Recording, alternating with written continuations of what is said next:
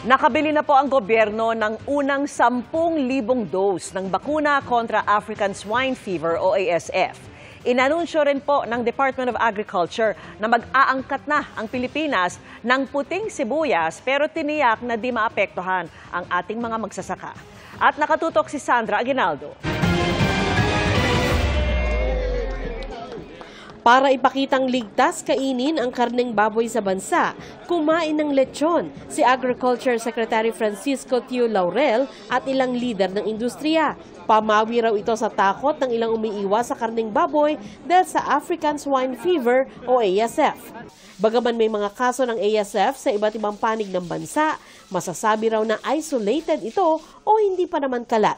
Ang good news pa ng DA, nakabili na ang gobyerno ng 10,000 doses ng ASF vaccine. Isa raw sa mga mabibigyan ang hog raisers ng Batangas. We will try to inject the 10,000 doses as soon as possible. Red zones muna. Then just to update you, meron din tayong procurement na up to 150,000 doses na susunod na batch. Sa trade fair para sa poultry, livestock at dairy products, inanunsyo din ni Laurel na mag-i-import ang Pilipinas ng 16,000 metric tons ng puting sibuyas para daw maging stable ang presyo nito.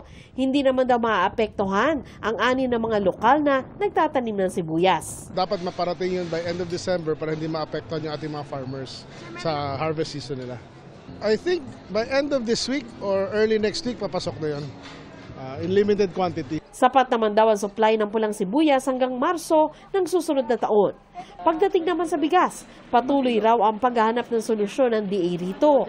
Sinagot din ng DA ang tanong ni Senadora Amy Marcos kaugnay sa di bumababang presyo ng bigas kahit pa ibinaba na ang taripa noong Hulyo. I've always said na once you lower tariffs, let's say July 8 naging effective yata or July 9 yung 15% duty from 35, it does not mean na bababa kaagad ang presyo.